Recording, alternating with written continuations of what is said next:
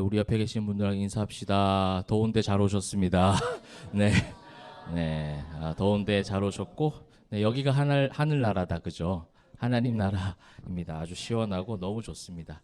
자, 이제 오늘부터 말씀드린 대로 이제 하박국 말씀, 우리가 누가복음 말씀 보면서 머리 좀 찌 좀 내렸는데, 여름 돼서 조금 더운데 쉬어가야지 하고 하박국 왔는데, 하박국도 머리가 또 쥐가 내릴 수도 있겠다, 뭐 이런 생각을 좀 해보면서 한번 말씀을 보도록 하겠습니다. 하박국 말씀은 짧습니다. 짧은 말씀 2달이면 충분히 우리가 주일날 함께 묵상해 볼 수 있을 것 같고, 지금 이제 전체적인 주제를 제가 이제 작게 적어놨죠. 뭡니까? 이신칭의예요. 그러니까 이제 구약 말씀의 이신칭의가 이제 성경 66권의 곳곳에 조금씩 나오거든요. 나오는데 오늘 이제 하박국 말씀에서도 나옵니다. 여러분 성경책 보시면 2장 4절 보실까요? 2장 4절 보시면 보라 그의 마음은 교만하며 그 속에서 정직하지 못하나 의인은 그의 믿음으로 말미암아 살리라. 그죠? 그러니까 우리가 이제 하나님 앞에 의인이라 칭함을 받는 거죠. 믿음으로 말미암아 의인이라 칭함을 받는데, 그 의인이라 칭함을 받는 사람들이 믿음으로 말미암아 어떻게 살아가는가.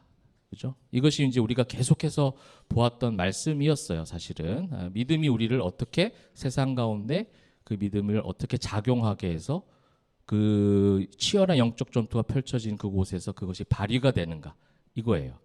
이제 하박국 선지자가 속해있던 시대가 그랬고, 하박국 선지자가 이제 탄식하며 하나님 앞에 탄원 올리는 이런 장면들, 이를 통해서 그가 얼마나 어려운 시대 가운데 살았고 치열한 전투 가운데 그렇게 하나님 앞에 탄식하듯이 외쳤는가, 이것이 오늘날 저와 여러분의 외침이기도 하죠.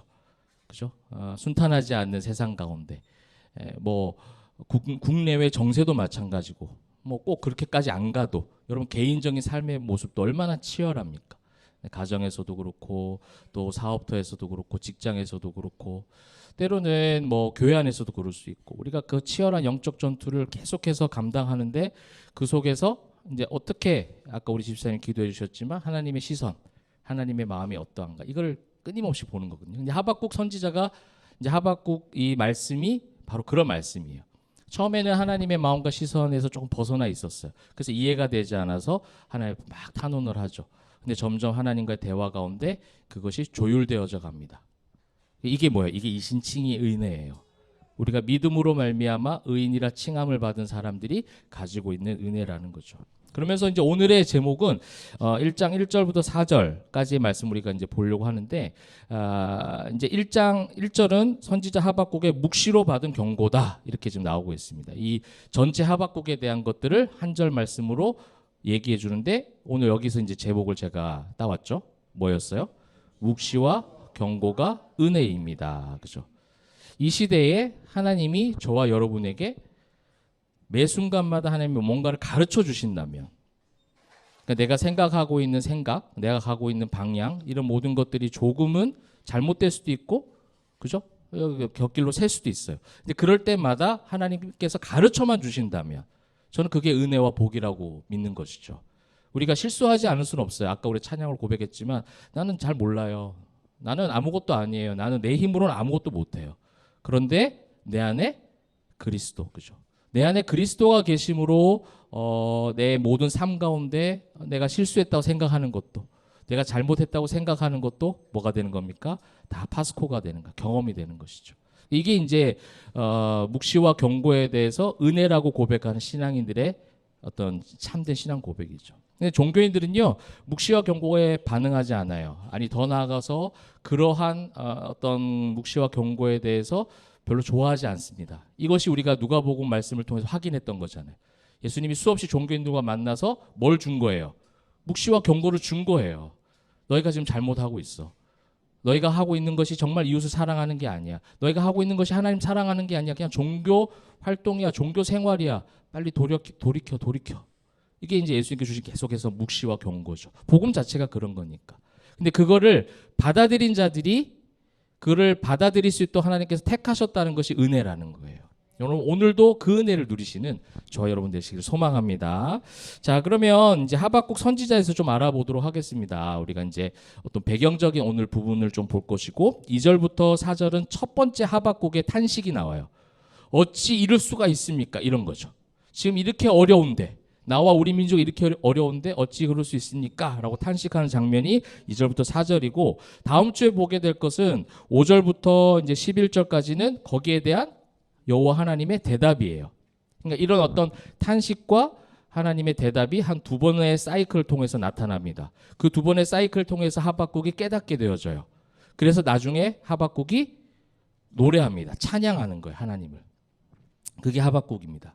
오늘 이제 그 전체적인 구조 가운데 첫 번째 탄식을 우리가 보게 될 텐데 하박국 선지자에 대한 어떤 구체적인 내용을 파악하기는 쉽지가 않아요. 성경 여기 외에는 다 없기 때문에. 그래서 많은 신학자들이 그냥 이 이름이 어떤 히브리어에서 왔을까에 대한 부분들을 많이 추정을 합니다. 근데 뭐 하바크, 히트, 아부콧 뭐 이런 어떤 이제 자음만을 가지고 와서 이런 뜻일 거야, 이런 뜻이지 않을까, 뭐 이렇게 하는데 전체적인 그거는 뭐냐면 포용하다, 안다라는 의미를 갖고 있어요. 그러니까 끌어안는 이 하박국이라는 의미는 껴안다라는 의미도 있고 껴안았기 때문에 뭐 하는 거야? 씨름하는 거야, 씨름.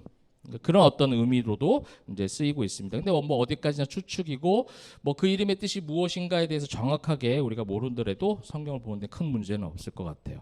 그럼 하박국은 어떤 사람이었냐? 선지자잖아요. 근데 선지자인데 선지자 중에서도 어떤 일을 했느냐? 굉장히 우리 교회스러워요. 여러분 3장 한번 19절. 3장 19절이란 하박국의 마지막이에요. 그의 신분을 보여주고 있습니다. 주여와 나의 힘이시다 이렇게 찬양을 마치고 나서 이 노래는 지휘하는 사람을 위하여 내 수금에 맞춘 것이라. 뭐 하는 사람이에요? 찬양, 우리식으로 말하면 찬양 대원이었어요. 다윗 시대 때부터 계속 만들어졌던 레위인 몇 명을 뽑아서 하나님을 찬양하는, 그래서 노래로 찬양하고 비파와 수금으로 모든 걸 통해서 하나님 찬양했던 찬양하는 자가 하박국이었어요. 그래서 다른 어떤 대선지서, 소선지서 보면은 많은 선지자들이 나오는데 하박국 선지자는 조금 특이한 게 뭐냐면 선지자는 보통 책무가 뭡니까? 의무가 뭐예요? 자기의 선지자에게 임한 임무는 뭐예요? 그렇죠. 전하는 거예요. 선포하는 거죠. 뭘 선포하는 거예요? 심판을 선포하는 거죠. 하나님 말씀에 잘못 가고 있는 백성들을 향해서, 그 다음에 어떤 왕을 향해서 지금 하나님 말씀에 우리가 청종해야 됩니다. 하나님 말씀에 순종해야 됩니다. 지금 이렇게 가서는 안 됩니다. 이걸 선포하는 게 선지자적 사명입니다. 근데 하박국은 그러한 내용은 나오진 않아요. 철저하게 자기 씨름이에요. 자기 씨름. 그러니까 우리가 하나님께서 주신 사명 중에 선지자적, 사도적 사명을 감당해야 할 때도 있습니다. 여러분에게. 여러분을 통해서 누군가에게 복음이 전해지기도 해요. 그렇죠? 교회가, 그다음에 성도가, 목회자가 나를 통해서 누군가에게 복음이 직접적으로 전해지는 거, 이건 당연히 하나님께서 하시는 사역이기도 합니다. 그런데 그 사역이 있기 전에 우리는 늘 거기에 치중해 있죠. 그렇게 하나님의 말씀을 전해야 된다. 사명을 감당해야 된다. 미션을 굉장히 중요시 여겨요. 그죠? 그래서 미션을 완수하느냐 완수하지 못하느냐, 여기에 대해서 굉장히 우리 한국 사람들은 굉장히 여기에 대한 어떤 종교적인 열심들이 있잖아요. 어떻게든 그거를 완료해내죠. 그래서 그렇게 만들어진 수많은 제도들이 있잖아요. 그죠? 일천번제, 40일 특세, 여러 가지 있죠. 그래서 며칠 해가서 그 미션을 컴플릿 하는 거죠. 그것을 채우는 거. 여러분 사실 일천번제는 1000번의 횟수가 아니에요. 원래 뭐죠? 네, 한꺼번에 번제예요, 번제. 한꺼번에 1000 양을 했는지 하루에 한 마리씩 했는지 그거는 뭐 정확하진 않지만 가장 추정하는 것은 뭐냐면 1000마리의 양을 번제로 그냥 드리는 거죠. 근데 1000번 하게 만드는 거예요, 횟수로. 그러니까 이게 얼마나 성경에 대한 오역이 많은지. 그러니까 우리나라 민족의 그 어떤 그 특징에 굉장히 잘 맞아요. 어떤 힘든 거를 미션을 줘서 그걸 완수해내게 만드는. 우리는 늘 역사가 그렇거든요. 어려운 가운데 해내는 역사. 좀 이렇게 평안할 때 잘 갖추고 잘 준비하진 않고 그때 느슨하게 있다가 어려움이 닥치면 그때서야 다 일어나라 민족이여 막 이렇게 하는 거. 이걸 되게 좋아해요. 그래서 끝끝내 뭐 어떻게 보면 장단점이 있는 것이죠. 굉장히 강한 민족이기도 하고 그래서 승리하기도 하는데 저는 항상 그런 어떤 우리 아내가도 얘기했지만 그런 영화나 그런 역사적 보면은 저럴 때 미리 좀 준비하는 지혜는 없었을까 그때? 왜 그때마다 꼭 이렇게 일어나라 막 이거밖에 왜 못할까? 평소에 좀 일어나 있으면 안 되나? 뭐 이런 생각을 하는데 어찌됐든 간에 그 어떤 그런 부분들이 이제 있는 것이죠. 그래서 이제 우리 그 하박국은요 사실 다른 선지자하고는 좀 다른 거죠. 어쨌든 하박국은 자신 씨름이 우리가 그 미션을 성취하고 사명을 감당하기 전에 뭐가 있어야 되는 거예요. 자기 변화가 있어야 되잖아요. 내가 뒤집어져야지 하나님 앞에. 내가 바뀌어야지. 사랑하라, 용서하라, 그죠? 충성하라, 온유하라, 오래 참아라. 다 좋아요. 다 좋은데 뭐예요? 그 성령의 9가지 열매가 있다고 칩시다. 성령의 충만함이 있어야 가능하죠. 맞잖아요. 성령으로 내가 변화되지 않으면 그거는 그냥 한낱 어려운 부담되는 미션일 뿐이에요. 될 때도 있지만 안 되기도 하는데. 여러분 늘 사랑합니까? 늘 기뻐해요? 희락? 하하하하 다 이렇게 해요 계속? 그것도 좀 이상하지 않아요? 너무 그래도 무서워요. 그죠? 늘 화평? 늘 그냥 잘 지냈으면 좋겠어요. 근데 그 어쩌다 보면 가정에서도 불화가 있을 수도 있고 성도 간에도 그럴 수도 있고 여러분 직장에서도 그런 일이 있을 수 있잖아요. 그러면 뭐 또 막 그런 죄책감 빠지죠. 하나님 화평하라 하셨는데 그게 아니라 우리 안에 있는 성령을 발견하는 거예요. 오직 그리스도 내 안에. 그죠? 그리스도가 내 안에 계신지를 우리가 끊임없이 묵상하는 거죠. 하박국은 하박국 선지서의 이 성경이 굉장히 의미가 있는 건 뭐냐면 하박국 선지자 한 사람의 개인적인 그 씨름이 담겨져 있어요. 하나님 앞에. 지금 이 어두운 시대에 지금 이 어렵고 힘든 이해되지 않는 여러 가지 상황들 이 고난의 때 하나님 왜 이렇게까지 우리의 기도를 들으시지 않습니까? 엎드리는 거죠. 이 씨름 가운데 그의 고백이 나중에 3장에 가서 어떠한 찬양으로 바뀌는지를 우리가 보는 거죠. 그것이 우리 포에마의 찬양이 되길 소망합니다. 우리 찬양 잘하잖아요. 아닌가요? 찬양 잘해요. 우리 잘해요. 근데 노래 잘하는 걸 넘어서 이러한 마음의 예배의 고백이 담겨진 찬양이 우리 안에 계속되기를 주님의 이름으로 축복합니다. 그래서 하박국 이제 우리가 이 하박국 성경을 읽다 보면은 약간 시편 같은 느낌도 있어요. 여러분 잘 아는 셀라 이런 이제 음악적 수로죠. 이런 어떤 표현 이런 부분도 막 나와요. 그러니까 이제 이 하박국이 이제 음악적으로 성전에서 제단에서 그렇게 찬양 대원으로 일했던 그런 사람입니다. 그래서 참 우리랑 많이 비슷해. 우리 찬양을 잘하는 우리 교회. 자, 그런 어떤 하박국 선지자의 짧은 개인적인 배경을 우리가 좀 살펴보았다면 그럼 하박국의 어떤 시대적인 배경과 상황들을 좀 볼 필요가 있습니다. 여러분 그림을 좀 통해서 한번 볼까요? 이게 이제 여러분들 다음 주부터 이제 한 주씩 좀 미뤄졌습니다. 한 주씩 미뤄져서 다음 주부터 구약 역사들을 하는 자료 중에 하나입니다. 중간에 제가 하박국에서 빨간 박스 안에 있는 걸 보이시나요? 좀 글자 좀 적을 수 있어요. 이걸 다 보여드려야 돼서 좀 적을 수 있는데 저 위에서부터 므낫세 요시야가 뭐냐면 남유다 왕들이에요. 남유다 왕. 북이스라엘은 이미 멸망한 상태예요. 북이스라엘. 거의 대부분의 악한 왕이었던 북이스라엘은 BC 722년에 벌써 다 멸망을 했어요. 남유다는 BC 586년에 멸망을 하거든요. 짧아질수록 지금 현대랑 가까워지는 거예요. BC라는 거는. 그래서 이제 므낫세 요시야는 지금 남유다 왕들 이야기하는 거고 그 밑에 뭐 요시야 다음에 요아스, 요아김, 요아긴, 시드기야가 남유다의 마지막 왕이고 여기서 멸망을 합니다. 그래서 바벨론이죠. 바벨론도 다 끌려가죠. 이때 끌려갔던 사람 중에 여러분 잘 아는 다니엘이 있죠. 다니엘이 이때 다 끌려갑니다. 자, 그럴 때 선지자들 밑에 보세요. 오바댜, 예레미야. 여러분 예레미야 잘 알죠?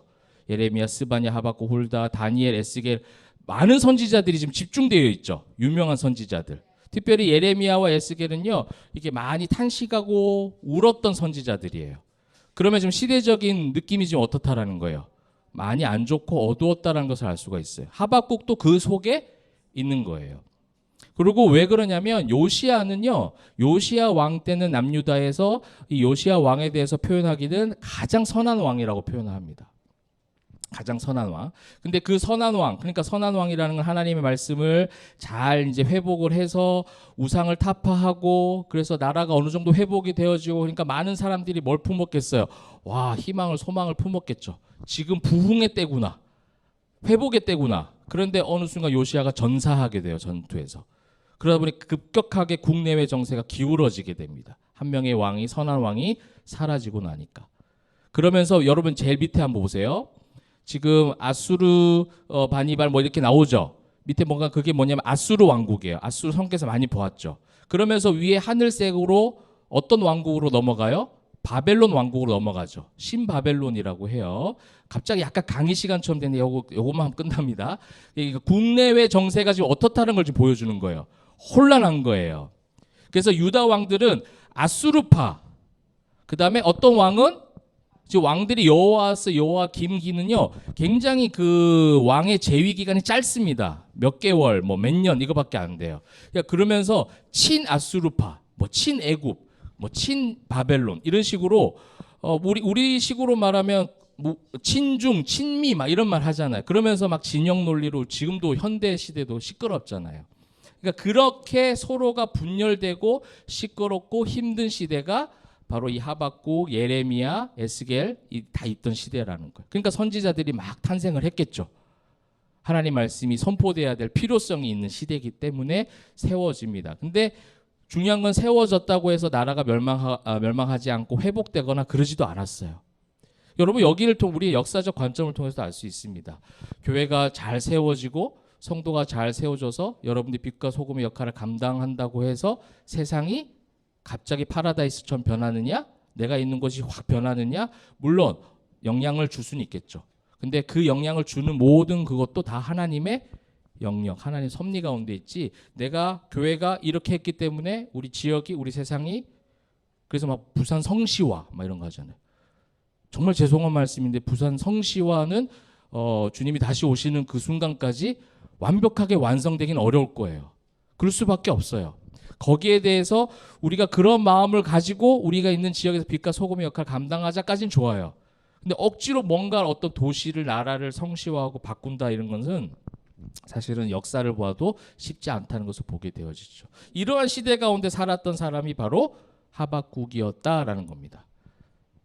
국내 정세도 그렇고 국제 정세도 그렇고 너무나도 혼란스러운 상황 가운데 있었다라는 거죠. 요아스, 요아김긴 시대에 여기 이제 구약 나중에 역사를 하면 여러분 한번 보실 거예요. 그때 되면 이제 하박국 성경을 보는데도 많이 도움이 되실 것인데, 그러니까 이런 어떤 왕이 바뀔 때마다 어떤 외세랑 손을 잡느냐 이런 것들이 자꾸만 달라지기 시작했던 거죠. 그러는 바람에 계속해서 이제 혼란한 그런 시대의 상 가운데 있었습니다. 아마 하박국이나 이런 선지자들은요 요시야 때에 회복된, 요시야 때 뭐라고 돼 있었냐면 성경에 보니까 요시야와 같이 마음을 다하며 뜻을 다하며 힘을 다하여 모세의 모든 율법을 따라 여호와께로 돌이킨 왕은 요시야 전에도 없었고 후에도 그와 같은 자가 없었더라. 그러니까 아마 하나님께서 분열 왕국 중에 세운 왕 중에는 요시야가 가장 잘했던 왕이었어요. 그가 성전 보수를 시켰는데 성전 보수를 하던 가운데 율법책이 발견된 거예요. 그 율법책 발견된 걸 이제 낭독하고 모든 백성이 함께 회개하는 운동이 펼쳐졌고 그 말씀 그대로 뭐 하기 시작했어요? 모든 우상들을 제하기 시작합니다. 그러니까 나라가 회복되는 거예요. 이런 선지자들, 이렇게 하나님을 예배했던 자들 마음 가운데 얼마나 기뻤을까요? 근데 어느 순간에 이해할 수 없는 일이 생깁니다. 요시야가 전사를 하고 나요. 그러니까 이거는요, 사실 우리가 이걸 보면서도 어떤 한 사람으로 인한 변화도 하나님께서 허락하시지만 그 한 사람의 변화가 모든 것을 다 끝내지는 않는 거예요. 그것으로 모든 세상을 뭐 좋게 완성한다 이런 기대는요, 하지 않는 게 좋아요. 그죠? 우리의 궁극적인 변화를 이끄신 분은 예수 그리스도밖에 없어요. 사람이 바꿀 수는 없습니다. 저도 목회를 하면서 목사로서의 어떤 책임과 사명을 가지고 성도들이 변화되는 어떤 기쁨들을 누리는데 제가 개척하면서 가장 느낀 건 뭐냐면 내 손에 의해서 변화된 건 없다는 거예요. 그걸 알게 하신 게 감사한 거예요. 여러분 내 손으로 해서 내가 힘을 들여서 누가 변화가 됐다는 게 경험이 되어지기 시작하면 그 다음부터는 제 힘이 들어가기 시작하겠죠. 근데 철저하게 처음 1년, 2년, 3년 오면서 제 손을 대고 싶은데 손을 대지 못하게 하셨고 하나님이 직접 손을 대서 다 변화를 시켜주신 걸 보면서 확신하는 거예요. 하나님께서 하시는구나. 하나님께서 하시는구나. 그러면 나는 그냥 하나님께서 말씀을 대언하는 자로 세워주셨으면 나는 내 자리는 거기까지. 이거를 인정하는 것, 그거를 받아들이는 것, 이게 참 중요하더라고요. 여러분 우리가 그런 이제 하박국의 어떤 이런 배경들, 이런 혼란한 배경 가운데 어떻게 하박국 선지자에게 하나님께서 말씀을 주시는가, 요거를 이제 한번 보게 될 텐데요. 오늘 1절이 참 중요할 것 같습니다. 선지자 하박국이 묵시로 받은 경고라 이렇게 나오고 있습니다. 여러분 이제 묵시로라는 이제 단어를 볼게요. 여러분 헬라어 참 잘하시는데 갑자기 이제 또 히브리어를 봐야 돼요. 네, 하자입니다. 하자. 묵시로 하자라는 단어죠. 성경에서 묵시라는 단어가 자주 나와요. 그래서 묵시라는 번역 히브리어 단어가 여러 가지가 있습니다. 그래서 이 묵시라는 단어는 뭐 하존, 마라 뭐 여러 가지 이제 히브리어가 있거든요. 근데 여기서 이제 묵시로 하자는 하존에서 나오는 이제 단어인데 역시나 그겁니다. 보는 거예요. 보는 거. 그죠? 보는 거 또 선지하는 거죠. 뭔가를 미리 보고 아는 거죠. 그다음에 준비가 되는 거. 봤으니까 준비가 되겠죠. 이것이 이제 중요한 어떤 단어로 나와 있는 겁니다. 하나님께서 보여주시는 거죠. 하나님께서 보여주시는 거. 근데 이제 구약에서 자주 나오는 다른 묵시는요, 거의 다 보는 겁니다. 어떤 뭔가를 보고 주시하고 응시하고 보다라는 뜻으로 주로 묵시로 표현을 합니다. 그러면서 이것이 결국은 이 단어에 담겨져 있는 뜻은 하나님의 그냥 우리가 육신의 안목을 보는 거, 현상을 보는 것이 아니라 하나님의 숨겨진 뜻을 보는 게 묵시로라는 단어예요. 이게 이제 선지자들이 늘 봐왔던 거죠. 그러니까 이제 이 1절 선지자 하박국이 묵시로 받은 경고다 했을 때 묵시라는 것이 굉장히 중요한 의미가 있는 것이 무엇이냐면 하박국은 지금 육신의 눈으로 뭘 보는 거예요? 자기의 형편을 보는 거예요. 세상을 보는 거죠. 현재 상황을 보는 거예요. 이게 하박국뿐만 아니라 저와 여러분의 모습이기도 합니다. 현상으로 보고 판단하죠.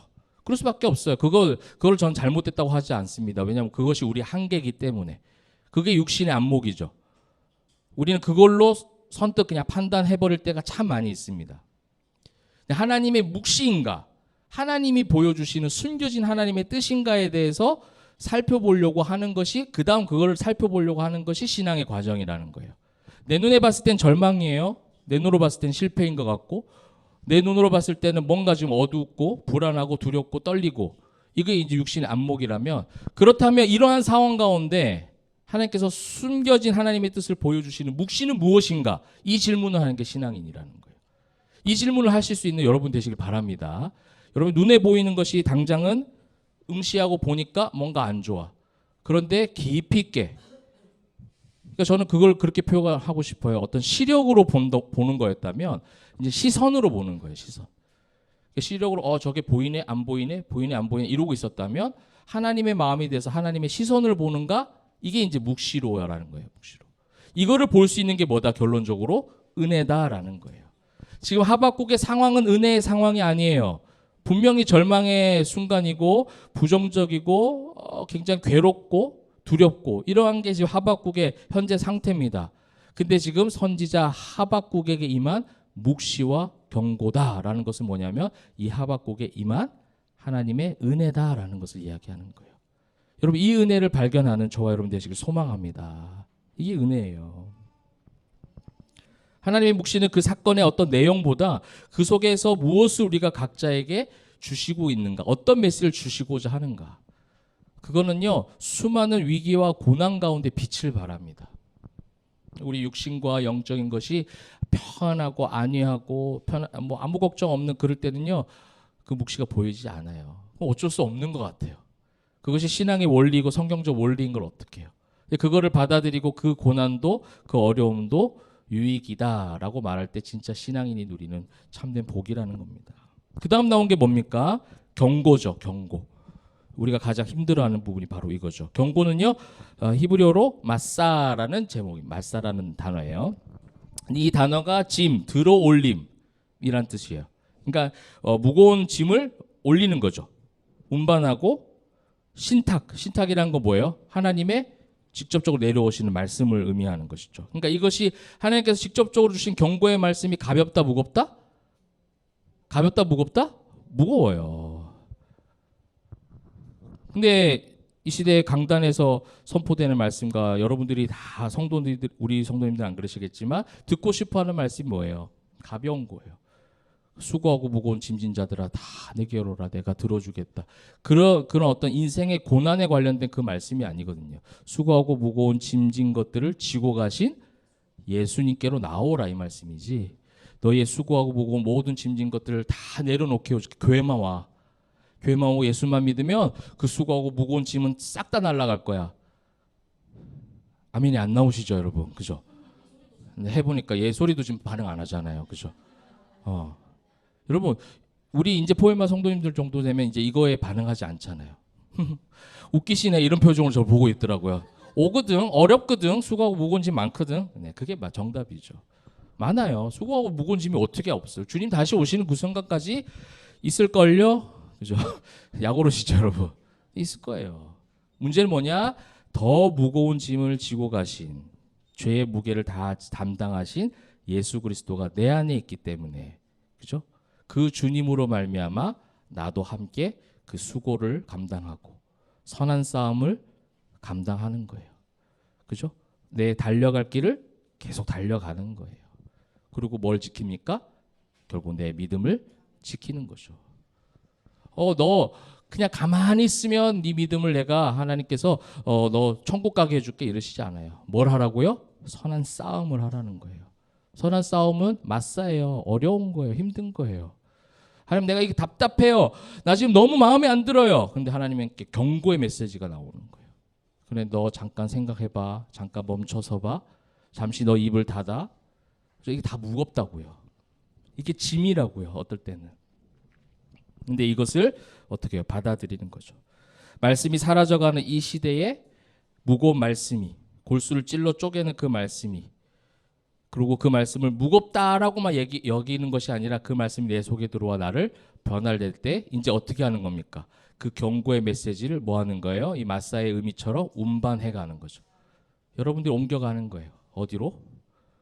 여러분의 일상으로. 그죠? 계속해서 옮겨가는 거죠. 뭐 어떤 메시지를 전하라는 것이 아니에요. 그렇게 하나님 말씀이 들어온 사람답게 여러분이 말하고 행동하고 살아가다 보면 그렇지. 여기 반응하잖아요, 지금. 그렇게 하다 보면 어떻게 해요? 경고의 메시지가 운반되는 거죠. 그러므로 이 어두운 시대 하박국에게 주신 이 묵시와 경고의 의미는 지금 무거울까요? 가벼울까요? 굉장히 무거운 거예요. 그렇지만 무거운 것으로만 끝나는 것이 아니라 결국 어떻게 되는 거예요? 하나님을 찬양하는 목소리로. 하나님으로 말미암아. 내가 여호와로 말미암아. 그죠? 세상을 바라보던 육신의 안목에서 하나님의 마음으로 말미암아 이게 바뀌어지는 거죠. 여러분 우리가 나중에 하박국 마무리를 할 때 그 말씀을 볼 때 우리에게도 그러한 어떤 회복과 찬송의 고백 가득하시기를 소망합니다. 그게 이제 신앙인의 고백이죠. 그렇다면 이 하자와 맞사였잖아요. 묵시와 경고의 은혜가 아직 이거를 알지 못하던 때에 하박국의 상태를 봐야겠죠. 여러분 우리는 이제 늘 그렇게 바라보셔야 합니다. 무화과 나무 잎이 없어도 모두 소출이 마르고 다 없어도 여호와로 말미암아 기뻐하라 막 이렇게 하라고 하잖아요. 근데 어떻게 그게 가능하냐고요? 저절로. 뭘 알아야 돼요? 원래 내 상태를 알아야 돼요. 원래 그러지 못하는 나의 어떤 영적 컨디션을 봐야죠. 그걸 이제 오늘 성경 보여주는 거예요. 하박국이 그것이 없을 때 어떻게 했는데 이것이 오히려 우리의 모습과 가까워 보입니다. 2절에 한번 보실까요? 여호와여 내가 부르짖어도 주께서 듣지 아니하시니 어느 때까지리까? 이 고백 안 해보신 분 안 해보신 분 거의 없을 거예요. 주님 앞에 부르짖습니다. 지금 상황에 대해서 기도를 하는 거예요. 근데 주께서 듣지 아니하신다라고 느껴질 만큼 어려울 때가 있어요. 힘들 때가 있어요. 내가 원하는 그런 기도를 정말 내가 하나님 앞에 순수한 마음으로 주님 앞 믿음으로 감당했는데 부르짖어도 그 다음에 밑에 보세요. 외쳐도 그죠? 부르짖는다는 것은 막 울부짖는다는 것을 의미해요. 원어적으로. 외쳐도는요. 막 요청하듯이 외치는 하나님 제발 나 좀 들어주세요. 우리 기도를 들어주세요. 그걸 막 요청하듯이 외치는 거죠. 근데 어떻게 하셨다고요? 어떻게 하셨다고 하박국이 느끼는 거예요? 듣지 아니하신다라고 느끼는 거예요. 어느 때까지 안 들으실 겁니까? 그 다음에 뭐라고 얘기하냐면 주께서 구원하지 아니하십니다라고 그냥 선포해버려요. 하나님 안 계십니다라고 해버리는 거예요. 여러분 우리가 이러한 고백들을 신앙인이라면 한 번쯤 이런 밑바닥을 팡 쳐야 돼요. 정말 이 고난 가운데 하나님이 안 계신다라고 느껴질 만큼의 그런 어떤 영적 밑바닥을 한번 쳐야지 내 것이 모든 것이 다 쑥 다 빠져버리는 그때 뭐가 채워지냐면 성령의 은혜가 그때부터 채워진다는 겁니다. 내가 강포로 말미암아 외쳐도, 강포라는 건 이제 폭력이죠. 얼마나 그 국내외 정세가 혼란스러웠습니까? 근데 그 어두운 정세 가운데 울어도 듣지 아니하시고, 도움을 구했는데도, 외치었는데도 구해주지 아니하시고, 이렇게까지 모든 것을 하나님께서 침묵하십니까? 라고 하는 거예요. 그리고 우리는 하나님의 침묵에 대해서 굉장히 두려워하거든요. 그리고 거기에 대해서 굉장히 많이 사모해요, 성도님들이. 들어보면은 하나님이 이게 무슨 뜻일까요? 이런 거 참 많이 질문해요. 이게 하나님 뜻일까요? 아닐까요? 좌로 갈까요? 우로 갈까요?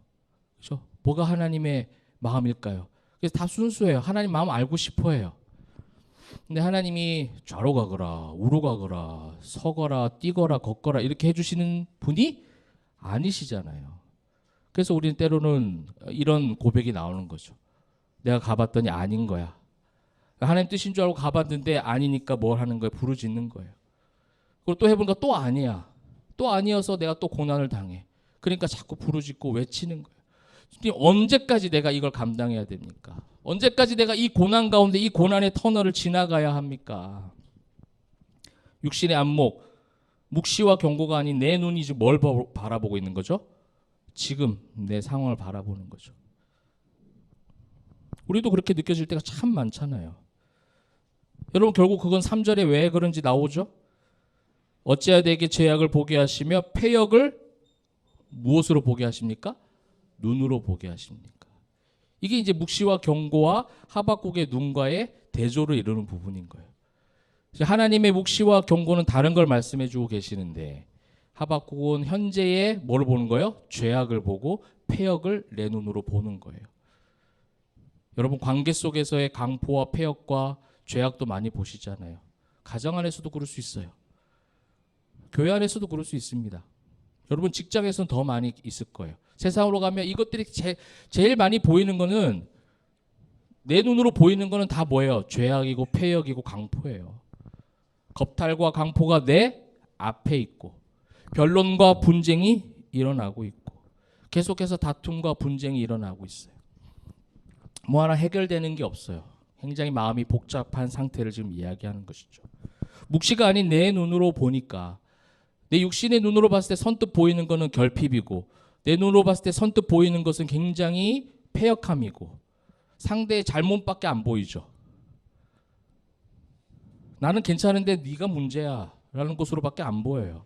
그래서 그들의 겁탈, 그들의 강포, 그들의 변론과 분쟁, 지금 뭐 답도 없는 이 시대 가운데 계속해서 우리끼리 그러고 있는 그런 갈등, 우리 지금 우리나라가 경험하고 있는 그런 진영 논리들 있잖아요. 서로가 나뉘어져 있는. 예솔이도 지금 안타까워서 계속해서 지금 외치잖아요. 그죠? 이게 얼마나 지금 안타까운 겁니까? 계속해서 그렇게 되고 있는 상황에서 우리가 이제 바라보는 그것들이 그거죠. 아니 교회가 있고 성도들이 있고 성도들이 살아가는데 때로는 우리가 교회에 다니는 사람들의 뭘 보는 거예요? 패역함을 보잖아요. 죄악을 보잖아요. 우리 눈에 보이는 그걸 보는 순간 어떻게 해요? 마음이 안 좋죠. 그게 이제 시대적 상황이에요. 그래서 4절에서 그런 시대적인 상황들을 어떻게 인식하고 있냐면 하박국이 틀리게 인식하진 않아요. 이러므로 율법이 뭐 때문에 그렇게 된 거예요? 해이하고 정의가 전혀 시행되지 못하고 이는 악인이 의인을 애워쌌고 정의가 굽게 행하여짐이니이다. 선지자적 판단이에요. 선지자적 진단이에요.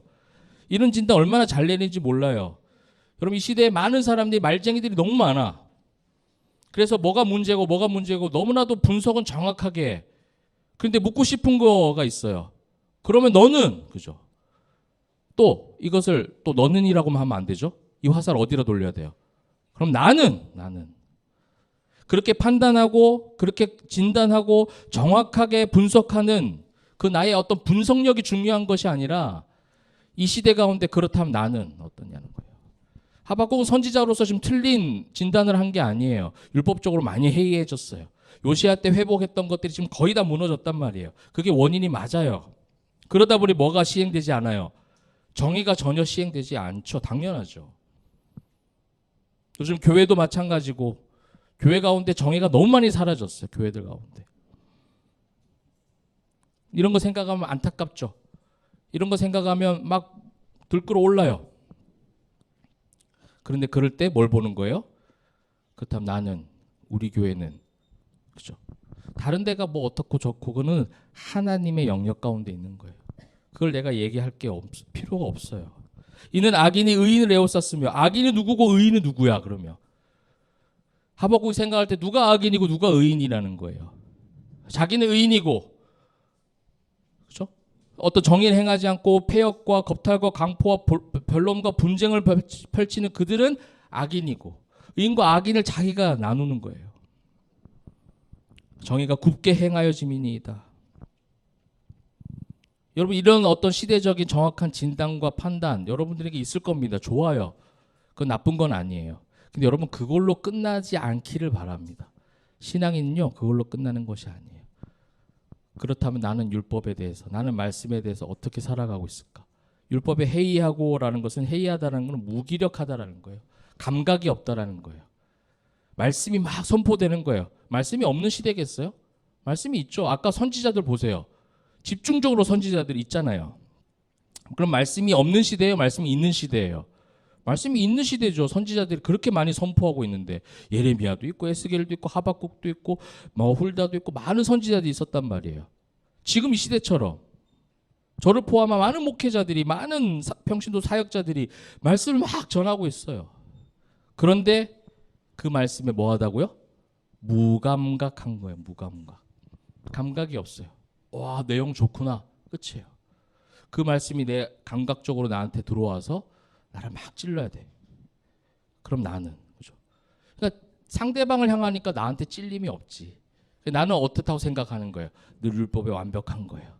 나는 정의롭다 생각하는 거죠. 나는 뭐다 생각하는 거예요? 의인이라고 생각하는 거예요. 하박국 전체 주제가 뭐라고요? 이신 칭의. 내가 의인이라고요? 아니요. 주님께서 믿음으로, 나에게 주신 믿음으로 말미암아 나를 의인이라 칭해 준 것뿐이지 나는 의인이 아니에요. 여러분, 저는 여러분들에게 분석하고 세상에 대한 어떤 비판적 시각을 아예 없애라고 말씀드리는 게 아니에요. 그건 필요합니다. 그건 전략적으로도 또 하나님께 주신 지혜가 있죠. 분별력이니까. 그건 할 필요가 있어요. 그런데 그것으로 끝나지 마시라는 거예요. 하나님을 찬양하는 사람들이잖아요. 그죠? 여러분, 여기서 지금 노래 전공하시는 분들만 해당되는 얘기가 아니라 우리 모두가 하나님을 찬양하는 사람들입니다. 그죠? 그 하나님을 찬양하는 사람들의 입술에서 뭔가 찬양의 고백이 나오는데, 그 찬양의 고백 가운데 진짜가 너무 없다라는 거예요. 신앙인의 고백이 나오려면 어떻게 해야 되는 거예요? 내 속에 더러운 것들이 먼저 빠져나가야죠. 내가 율법에 해이하다라고 인정해야죠. 내가 정의롭지 못하다고 말해야 돼요. 내가 겸손하지 않아, 난 늘 교만해라고 말할 수 있어야 돼요. 나는 여전히 너무나도 그 결핍 가운데 나는 다 회복됐어. 제가 개척하고 너무나도 많이 경험했던 게 뭐냐면, 제 안에 있는 목회자가 된 이후에 너무 좋았거든요. 목사가 되고 나서 사역하고 회복되고 하니까 내 속에 있는 상처가 다 없어지고 내 안에 있는 모든 쓴뿌리 다 뽑힌 줄 알았어요. 희한하게 개척해서 다 드러나게 하시더라고요. 그래서 예수 믿은 지 3년 된 거예요. 그죠? 왜? 그때 뽑혔으니까. 여전히 그게 있는 걸 바라보게 하셔서 그걸 충격적으로 제가 느끼는 거예요. 해결된 줄 알았다는 거예요. 치료된 줄 알았어요. 근데 그건 해결되고 치료되는 차원이 아니에요. 그 아픔과 그 쓴뿌리와 그 여전히 남아있는 상처들 가운데 나와 함께 하시는 하나님을 보는 거예요. 왜 어떻게 치료됐느냐, 어떻게 해결됐느냐, 이게 중요한 게 아니에요. 우리는 그거를 눈으로 보고 싶어 하죠. 내 안에 모든 것들이 다 사라졌어. 사라져야 해. 예수 믿었으니 사라져야 해. 이렇게 생각한다고요. 아닐 수도 있어요. 바울이 뭐라고 했어요? 육체의 가시를 뽑아달라고, 하나님. 근데 하나님께서 어떻게 대답하세요? 내 은혜가 내게 족하다라고 하는 거예요. 그게 뭐예요? 내가 너와 함께하고 있으니 너의 육체의 가시 괜찮아라고 하는 거예요. 우리는 뽑혀져야 된다고 생각해요. 그게 우리 눈이라고요. 근데 주님께서 주신 묵시와 경고가 왜 은혜가 되냐면, 그 상처와 그 기억과 그 아픔 속에서 네가 그래서 늘 부정적이고 절망 가운데 살아갈 수밖에 없는 인생이지만 내가 너를 택하사 너와 함께하고 있다. 이게 묵시와 경고에게 주신 은혜라고요. 그래서 누가 패역하고 정의가 없고 율법이 해이하고 악인이고 의인이고 변론과 분쟁, 이 땅이 이래서 되겠습니까? 꽝꽝꽝 가슴 치고 해봐야 여기서 정확한 그럼 세상이 그렇게 어두운 걸 알았으면 이제 어떻게 해야 되는가를 주님께서 가르쳐 주시는 거예요. 그게 하박국 선지서에 주신 가장 중요한, 의인은 믿음으로 말미암아 사는 거야. 의인은 좋은 세상이 됐기 때문에 기뻐서 살아가는 게 아니야. 무화과 나무에 잎이 많이 있고 외양간 송아지가 가득 차 있고 그것으로 말미암아 기뻐하는 게 의인이 아니야. 그것이 다 없어져도 의인은 하나님으로 말미암아, 믿음으로 말미암아 사는 거야. 이걸 가르쳐 주시는 거예요. 이게 구약 성경의 많은 인물들에게 주셨던 메시지 아닙니까? 욥에게도 그렇잖아요. 모든 것을 다 가져가면 마귀가 그죠? 하나님을 저주하고 떠날 겁니다. 그래, 하나님 허용하시는 거예요. 하나님이 가져가시는 거 아니에요. 마귀가 가져가는 거예요. 하나님 왜 그렇게 하셨습니까? 우리가 그렇게 반문할 때가 있잖아요. 하나님이 하시는 게 아니에요. 마귀가 하는 거를 하더라도 내 자녀가 넘어지지 않을 것을 아시고 그 정도 선에서 허용하시는 거예요. 그래서 사람이 감당할 만큼 시험 주신다는 겁니다. 여러분이 감당하고 있는 시험, 하나님이 여러분 그릇을 여러분보다 더 잘 아세요. 그러므로 여러분이 만약에 고난을 당하고 있다면 그럼 그렇게 생각하세요. 내가 감당할 수 있는 만큼 하나님 주신다. 그러므로 이것도 이기게 하신다. 그게 묵시와 경고의 은혜입니다. 그래서 욥에게도 그걸 다 가져가서, 근데 욥이 보니까 가져갔는데 하나님 저주하진 않았지만 자기 의에 대해서 계속 얘기하잖아요. 괜찮은 것 같았어요. 당대 의인 중에 의인이었어요. 굉장히 본받을 만한 그런 신앙인인 줄 알았는데 여전히 그에게 남아있던 것은 뭐냐면 자기 의예요. 그 조그만한 것까지 하나님께서 뭐예요? 다 뽑아가세요. 전능자의 신 하나님을 바라보라. 그죠? 그렇게 이제 고백이 바뀌죠. 여러분 이것이 오늘 저와 여러분이 이 2달 동안 하박국을 보게 될 은혜의 관점이고, 그것을 통해서 여러분의 찬양이, 여러분 예배가, 여러분의 노래가 바뀌어지는 역사가 있기를 소망합니다. 하나님의 시선이 이제 우리의 시선이 되는 거예요. 하나님께서 우리에게 주신 묵시와 경고가 받아들여지는 믿음. 하나님의 눈으로 바라보기 시작했고 각자에게 주신 경고. 저는 신앙생활을 하면서 그렇게 개척해서 경고를 많이 받아본 적이 없어요. 왜 이렇게 경고를 많이 하시는지 모르겠어요. 너무 많이 주세요. 처음에 나중에는 그런 생각 들더라고요. 이제 그만, 하나님 좀 그만, 조금만 그만 이렇게 하는데 지금은 이 하박국 이 하박국 말씀을 같이 함께 묵상하게 하면서 이렇게 말씀을 저도 보니까 이게 너무 은혜였구나. 다시 한번 그걸 고백하게 됩니다. 이게 저만 있는 것이 아니라 우리 모두의 삶 가운데 있길 바라요. 하나님의 묵시와 경고가 은혜예요. 이 답답한 가운데 간절히 주님을 찾을 수 있다면 때로는 우리 세상의 고난도 유익이라 말할 수 있고, 또 시대를 성경적으로 또 잘 분별할 수 있는 지혜도 주시고, 그 지혜를 주셨다면 그것을 끝나는 것이 아니라 또 나를 바라보게 하시고, 그래서 내가, 우리 가정이, 우리 교회가 어떤 상태인지를 계속해서 살펴보는 거예요. 여러분 일상에서의 우리가 교회에 막 모이는 에너지 대신에 우리가 그 에너지를 쓰라고 하는 게 우리 포에마 교회예요. 주중 예배 안 합니다가 아니에요. 주중에 더 치열하게 싸우십시오 하는 게 우리 교회예요. 교회에 오는 에너지를 여러분 일상 가운데 치열하게 쓰십시오. 치열하게 거기서 행해진 영적 전투를 받아들이십시오. 그래서 교회에 올 수 있는 시간들을 다 이제 그 시간 때문에 그것을 생각하지 못하게끔 하는 것이 아니라 가정에서 자꾸 생각하게 하는 거예요. 여러분 남편을 보고 부인을 보고 자녀를 보고, 그렇죠? 여러분 직장에서 그 사람들을 보면서 예배를 하시라고요. 거기에 담겨져 있는 묵시와 경고를 여러분 받아들이셔서 하박국의 마지막 고백이 저와 여러분의 고백으로 온전하게 회복되는 덥지만 하나님께서 시원한 그 은혜가 가득하시길 주님의 이름으로 축복합니다. 아멘.